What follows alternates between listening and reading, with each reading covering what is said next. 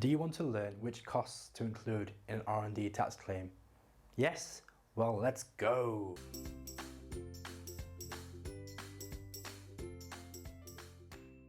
Welcome to the R&D Tax Show, where we help accountants, tax advisors and their clients claim R&D tax relief. I'm Tessin, the founder of GrowthPad, and we help companies claim research and development tax relief. So today we're going to talk about the costs you can include in an R&D tax claim, and we should start off covering the costs for an SME. So you may remember from the previous episode I mentioned there's two types of R&D tax claims you can make. One's for SMEs, the other's for larger firms under the RDEC scheme.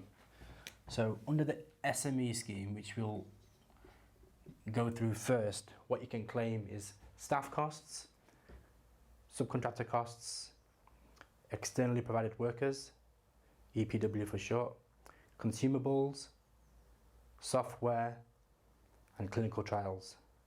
So let's delve a bit deeper into these costs. So for staff costs, this is quite self-explanatory, but let's say when you have an employee working on an R&D project, the costs associated with that employee you can claim in your R&D tax claim. So these will typically include salary,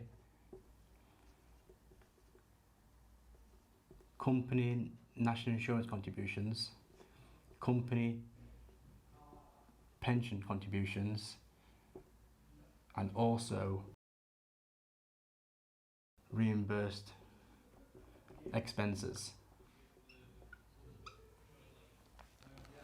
Now you may noted that there are some costs not included in here, and these are specifically excluded in connection with R&D tax relief. So these costs would be dividends, benefits in kind, redundancy costs,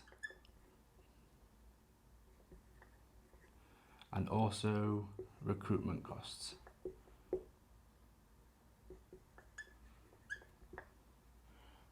So like I say, we can't claim these. So the next cost to go through are subcontractor costs.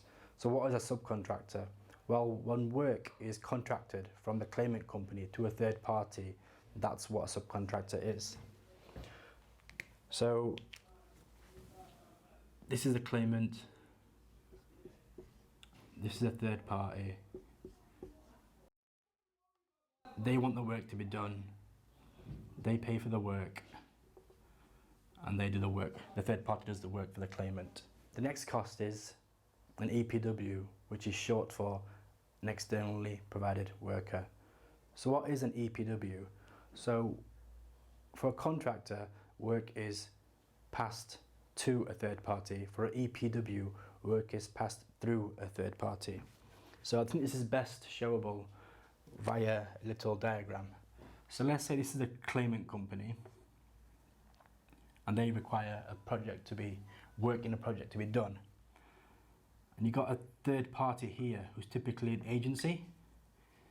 The claimant company speaks to an agency, and the agency has a staff member who will then do the work for the claimant company. So the staff member is actually controlled by the claimant company, but provided by the agency, and the claimant company pay the agency.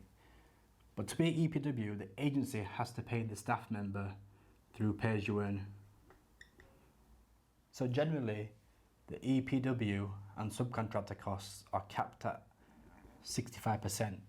And you can claim more, but we'll go into that into separate videos because it can get quite complicated. I want to keep this video quite succinct and on this overall topic of costs. So the next costs are consumables, which is essentially materials which are consumed or transformed within the project. So this could be buying materials and bending them to create a shell for some sort of machinery, or it could be purchasing screws and bolts to put into machinery, or some sort of chemical that you use to mix with other chemicals.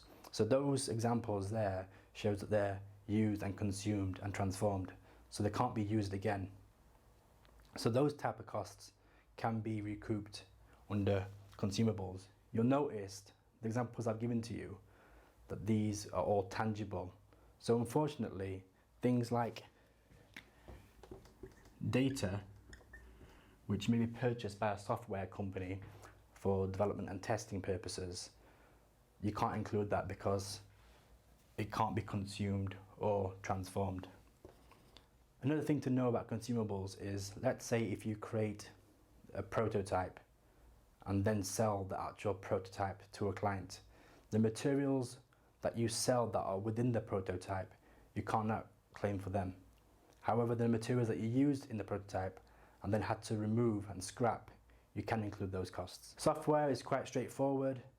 So if you use software for perhaps CAD design to create some sort of machinery, or if you used a license to slowly develop some sort of software product, then those costs can be used. And finally, clinical trials.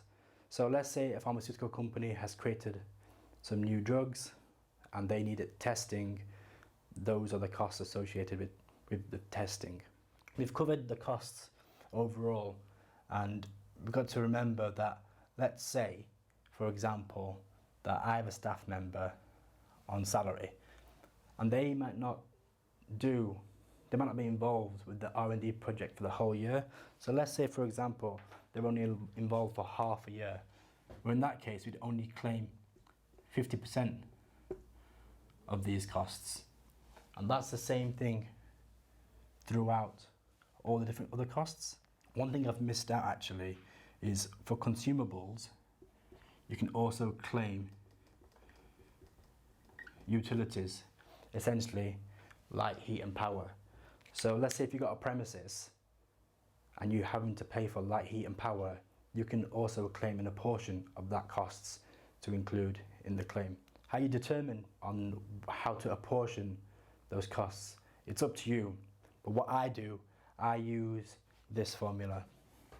So I'll use the R&D staff costs over total staff costs, and I then multiply that by the amount of utilities I've paid for the year. So we've covered off the costs associated with an SME. Let's quickly run through the costs associated with a larger firm under the RDEC scheme. So under the RDEC scheme, we can actually include most of the costs. So we can include staff, EPWs, consumables, software, and clinical trials. What we can't claim for is subcontractor costs, unless the cost is an association with a qualifying body, individuals, or a partnership made up of only individuals, so there can't be any corporate member. The qualifying body is essentially usually like a university, or could be a research body, could be a charity. These typically are research costs into some sort of scientific discovery or creating a new drug or medicine. So I've covered off the typical R&D costs in a project in quite a succinct summary.